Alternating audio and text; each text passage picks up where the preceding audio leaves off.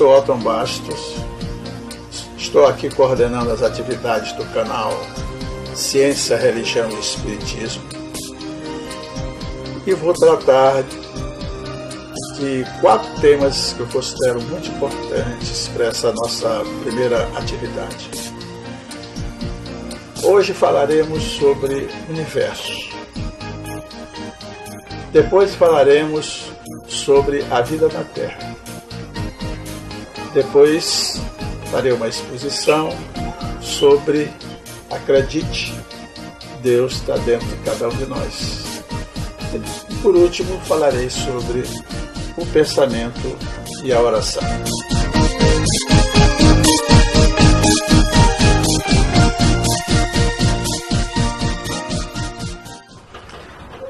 Portanto, iniciando neste primeiro momento o tema Universos, quero lembrar que eu estou falando universos no plural como se na realidade existissem 2 universos. Mas é só sob o ponto de vista didático, né? Eu chamo o universo invisível e um universo visível, né? E tomando também por base o que Jesus disse: na casa do meu Pai tem muitas moradas. Ora, se na casa do Pai tem muitas moradas, lá é um universo. Nós não estamos vendo, é um universo invisível. E nós estamos aqui, onde Ele conviveu conosco, no universo visível. Por isso, repito, puramente por questões didáticas, eu vou diferenciar o universo visível e o universo invisível.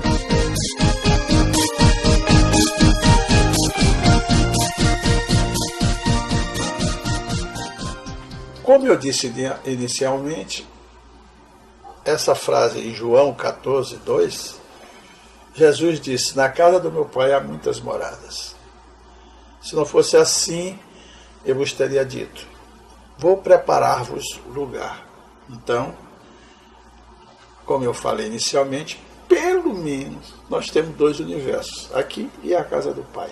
Mas na realidade hoje a gente sabe que o cosmo é infinito e que nós temos uma infinidade de galáxias. Dentro de uma galáxia nós temos mais de 8 bilhões de sistemas solares e no grande universo se pensa de 7 trilhões de galáxias, né? Portanto é um número até infinito de possibilidades, né? O universo, portanto, ele é uma área a ser desvendada, né? A ser conhecida por todos nós. E a nossa contribuição aqui traz por base um resumo de trabalhos que eu tive a oportunidade de ler, do Alan Guth, do Stephen Hawking, do Bill Gates, enfim, de pessoas que pensam e vêm discutindo hoje em dia tanto a área do universo como a área de ciência, tecnologia, de informática, como o caso de Steve Jobs, Bill Gates, etc. A primeira parte é como nós percebemos o universo. Nós percebemos o universo pelos nossos 5 sentidos. Por isso que eu digo universo visível, né? São os nossos 5 sentidos. A visão. A nossa visão ela é limitada. Nós só temos a oportunidade de ver entre o infravermelho e o ultravioleta, né? Nessa faixa, nós observamos. Existem pessoas que têm a possibilidade de ver além dessa faixa. Tem médiuns, por exemplo, que são capazes de ver parte do invisível que nós não temos, comumente a maioria não tem a possibilidade de ver além dessa faixa. Tem animais que veem essa faixa mais alargada, né? E tem animais que nem usam essa faixa, usam o sistema de radar, como são os morcegos, emitindo sons, e o retorno desse som, ele verifica o andamento dele. Então, a visão, a mesma coisa a audição, né? Nós sabemos que tem animais que têm uma audição acima dos 600 e dos 4.000 Hz, que é a nossa faixa de audição, que sou capaz de ouvir outras frequências. Até animais são capazes de ouvir outras frequências. Se conhece que o cachorro ele tem a audição além dessas frequências. O tato, o olfato e o paladar. Esses são os 5 sentidos que nós temos. Esses 5 sentidos têm representação cerebral. Cada um tem a sua área. O tato, a visão, tem dentro do cérebro a sua região definida de contato. Já foi descoberto recentemente, e foi publicado na New England Journal of Medicine, um trabalho que eles encontraram um DNA que eles passaram a chamar de piezo 2, que é capaz de identificar esse local, esse gene, é capaz de identificar a posição de o nosso corpo, de qualquer parte do nosso corpo. Por exemplo, se eu estou aqui com o olho fechado, eu coloco minha mão aqui e quero pegar o meu dedo polegar. Aí eu pego aqui. Quem faz isso? Se eu quero pegar o outro dedo, o mindinho, eu pego aqui. Quer dizer, é esse gene que eu tenho, chamado piezo, que é capaz, eu tenho um gene que é capaz de identificar o meu corpo. Mas foi verificado por anomalias desse piezo 2, que tem pessoas que fecham o olho e procuram a mão e não acham, né? Não são capazes de encontrar onde estão os dedos. Então isso significa que esse gene ele é muito importante para o auto-reconhecimento. E eles vão além. Eles estudam que existe ainda a possibilidade desse sentido nos dar, não só dar consciência corporal, mas pode dar sentido que nos ajude a interagir com o fora do nosso corpo, com o mundo em nossa volta. Por exemplo, eu sei agora onde está aqui a lâmpada, né? Eu sei onde está o teclado do computador, eu sei onde está a mesa. Eu estou interagindo, é esse gene que faz eu interagir também com o meio ambiente. Agora, eu vou apresentar para vocês, né, um vídeo que roda na internet, por isso é de domínio público, sobre o universo visível. Vocês vão ver que a partir da figura dessa moça, dos olhos dela, nós vamos olhar o que é possível ver com a vista desarmada e com a vista armada por instrumentos, até o limite possível de ver até hoje do cosmos. E depois um retorno, volta para o olho e vai por dentro do corpo desta jovem,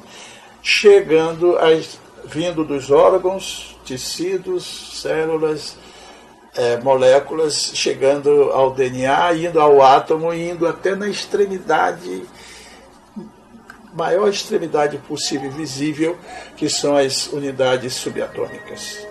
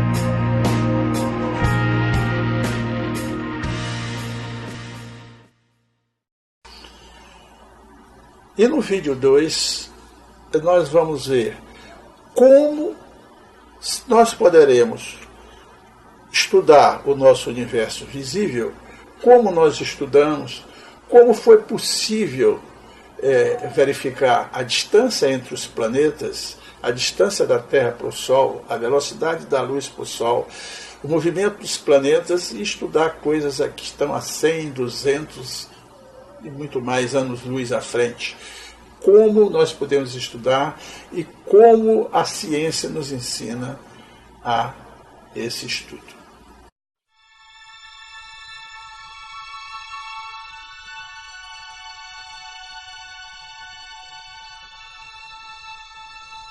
For 100,000 years, humans have looked up at the night sky and wondered about those awesome points of light. What are they? What are they made of? How did they get there? They didn't have the technology to find out, so they guessed that magical beings had created it all. If you prefer making wild guesses instead of using observation, measurement and calculation, then here's a sealed box. Spend the next 10 minutes guessing what's inside and come back again at the end of this video.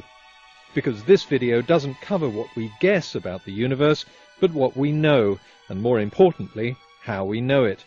How do we know where the stars and galaxies came from, and how old they are? The first person to take a stab at gauging the scale of the world around him was the Greek scientist Eratosthenes of Cyrene. He knew that on the longest day of the year the sun was directly overhead at Syene in the south of Egypt, but cast a shadow in Alexandria to the north. By measuring the length of the shadow, he could work out the Earth's diameter. But while the Earth might be spherical, the dogma of a fixed Earth still held sway, backed by a powerful church. Problem was, this didn't fit the observable evidence, especially the observation that some wandering stars, or planets in Greek, had very erratic orbits around the Earth. When the telescope was invented, these planets turned out to be very different to the fixed stars. But it wasn't until Johannes Kepler calculated the exact orbits of the planets that a model of the solar system at last fit the observations. His law of planetary motion turned this into this. In the 18th century, a transit of Venus across the Sun, timed at opposite ends of the Earth, made it possible to calculate the exact distance of the Sun, and by extension the distances of all the known planets. But that still left the stars. The easiest way to measure their distance is a system called triangulation, which is used to measure distant objects on Earth. With stars, the baseline is the Earth's orbit around the Sun. Take an angle measurement here, and 6 months later here, and just do the math. This principle was known in the 17th century, that their instruments simply weren't accurate enough to measure such a tiny angle. But in 1838 the technology had caught up. The Prussian astronomer Bessel found that the binary star 61 Cygni was an astounding 60 trillion miles away. It was a distance so huge that it had to be measured in terms of the number of years it took light to cross it, 10.3 light years. Our universe just got bigger. Triangulation only works for stars up to 100 light-years away, but it was a start. Knowing the distances of these stars, astronomers could work out the relationship between a star's distance and its brightness, because closer stars are generally brighter than distant ones.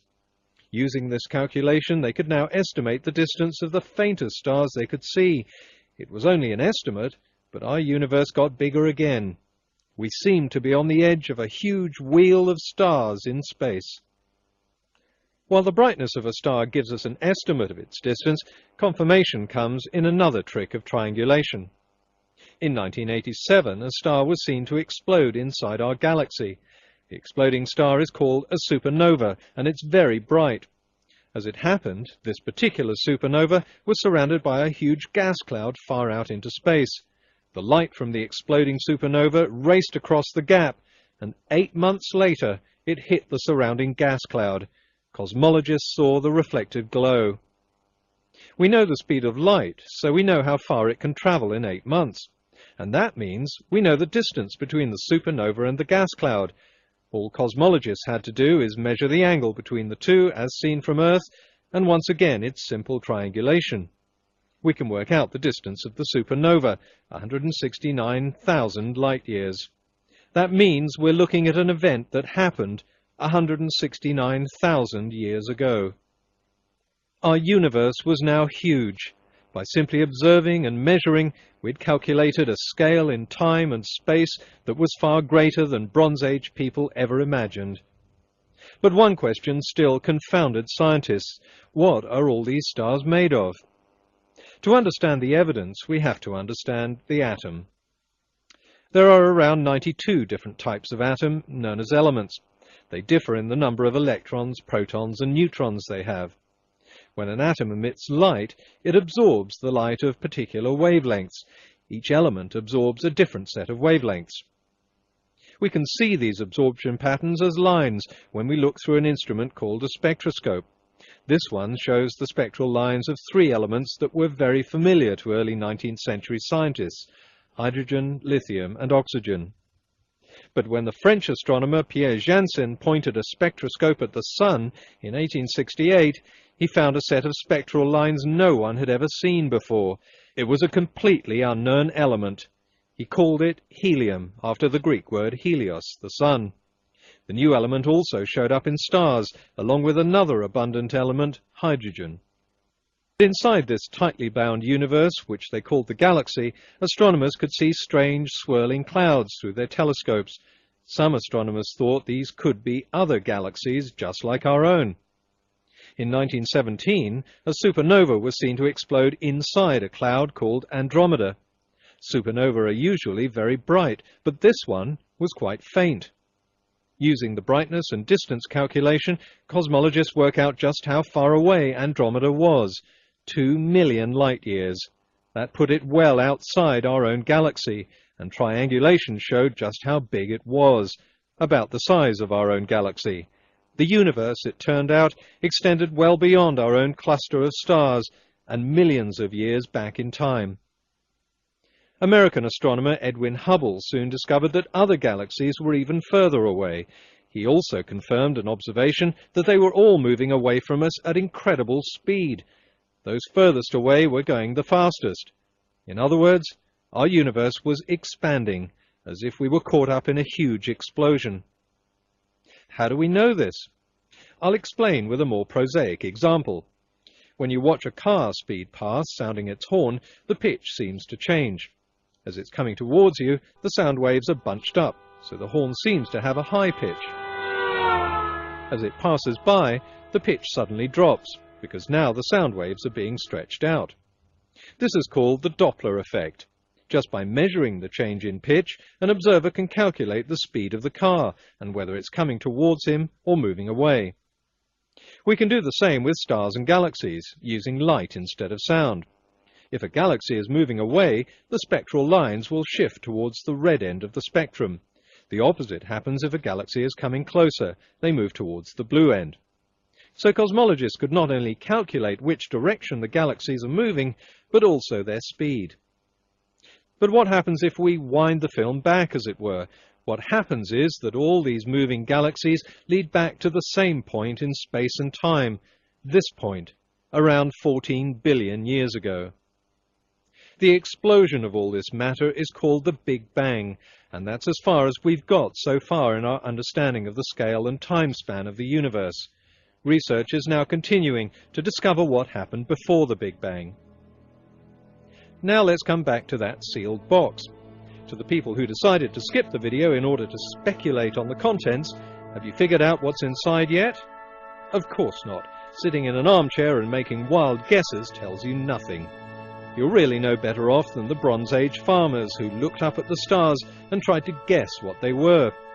Just because the Big Bang is the current extent of our knowledge doesn't mean we've reached the end of the story. Every time in history people thought they knew the scale of the universe, they've always been proved wrong. To me, the real story of the universe is way more interesting than myths and fairy tales. For 100,000 years, humans have stared up at the same night sky and wondered. We are the first people in human history not to wonder, not to guess, but to know.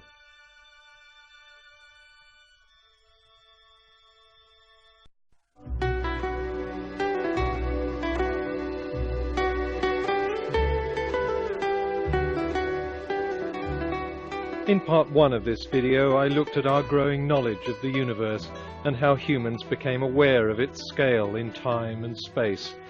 Now I want to explain what that knowledge tells us about how our universe unfolded, how the stars and galaxies formed, and how the Earth was created, not by magic, but by physical processes we know and understand.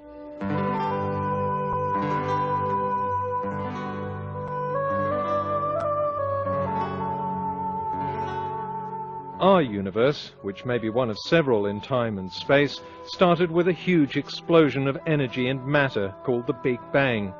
Neutrons, protons, and electrons rode in the wake of an expansion of time and space itself. After 380,000 years, the universe had cooled enough for these particles to come together to form the first atoms. Nearly 3/4 of them were simple hydrogen, just one proton and one electron. 28% were helium, which has 2 protons, 2 neutrons, and 2 electrons. Cosmologists thought this cloud of matter must have been patchy, denser in some parts than others. Otherwise, the denser parts couldn't have come together later to form stars. Based on the state of our present universe and theoretical models of the Big Bang, they predicted what this patchy early universe would have looked like.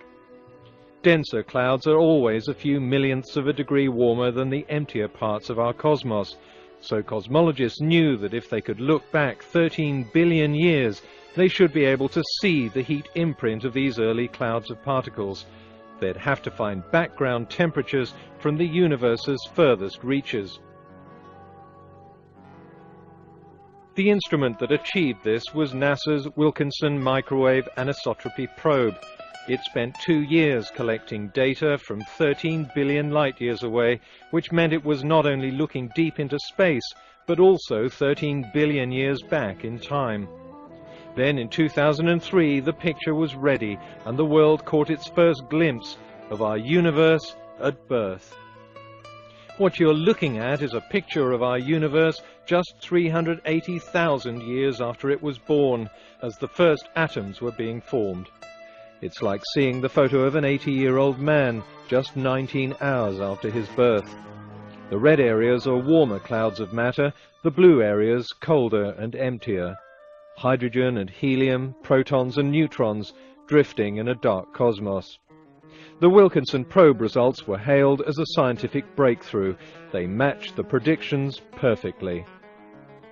Over millions of years, gravitational attraction pulled many of these denser clouds of matter closer together, and the more dense they became, the greater the gravitational attraction. Just as a spinning skater spins faster when she pulls in her outstretched arms, each swirling cloud began to spin, until they became tight balls of rotating gas. Inside each ball of gas, the pressure increased.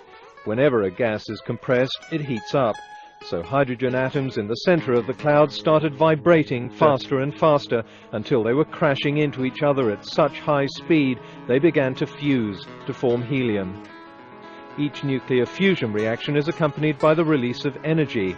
The energy makes other hydrogen atoms vibrate even faster, fusing more of them, releasing more energy that fuses more atoms, and in a split second, a chain reaction. Like trillions of hydrogen bombs exploding at once, the ball of gas ignites. The first stars illuminate the cosmos.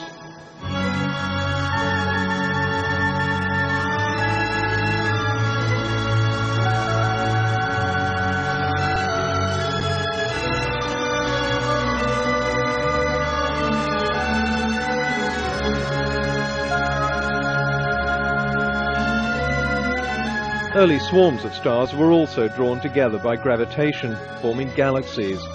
The first stars burned for billions of years, powered by fusion. But a star has only so much hydrogen fuel.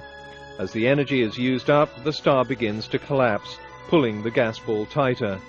Pressure and temperature increase until they're high enough for helium atoms to crash together and fuse. This makes heavier atoms, like carbon and then oxygen.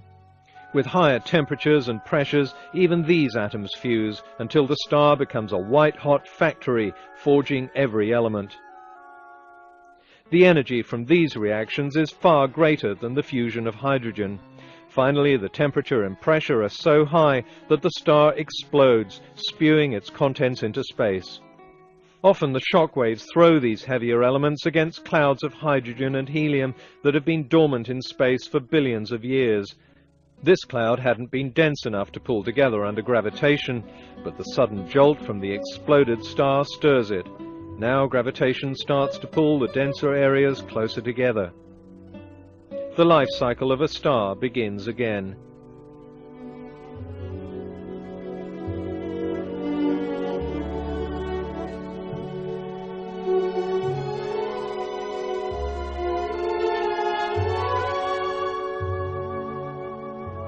Only this time, things are different. This time, the cloud of gas is laden with heavier elements.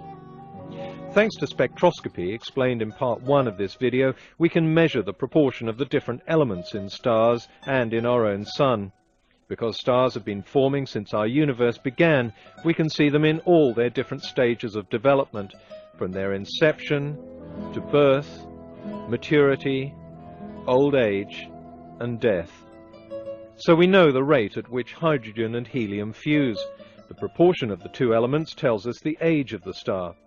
Our Sun is about halfway through its life cycle, which makes it about 5 billion years old. So 5 billion years ago, a nondescript cloud of gas must have come together in this way and formed a medium-sized, rather nondescript star on the edge of a very ordinary spiral galaxy. As it formed, the heavier elements in the cloud created rings of dust in orbit. Over time, these came together under gravitational attraction to make tiny rocks, then larger rocks, a process known as accretion. This isn't an extraordinary process. In our tiny corner of the universe alone, cosmologists have detected hundreds of planets, so there could be billions of them in just our galaxy. Some would be too close to a star, and water would boil away in the intense heat. Others would be too far, and water would freeze. But for any planet in an orbit between those two extremes, water would be liquid, just like on Earth. Within a few 100 million years, accretion had created a huge ball of rock that would become our planet. At first it was molten because of the energy of millions of collisions. Then the molten ball began to cool, and a hardened crust formed over it. A few million years after it formed, the Earth was cool enough for water to condense, and over the next billion years, chemical reactions created replicating molecules that would one day evolve into simple cells. In the two parts of this video, we've seen how our universe, our Sun, and eventually our planet formed over a period of 13.7 billion years, without any need for invisible beings. So we know the universe wasn't made in 6 days, and of course we know it's a lot more than 6,500 years old. If you want to believe in a recent mythical creation, then you've missed out on a lot of the incredible advances in knowledge over the last 300 years. You've also missed out on something that would have astonished the 4,000 generations of humans who preceded us, and who were so curious about the creation of our world that they had to invent gods and spirits to explain it. They would never have dreamed that one day we'd have the technology to look back in time, nearly 14 billion years, and take a snapshot of the birth of our universe.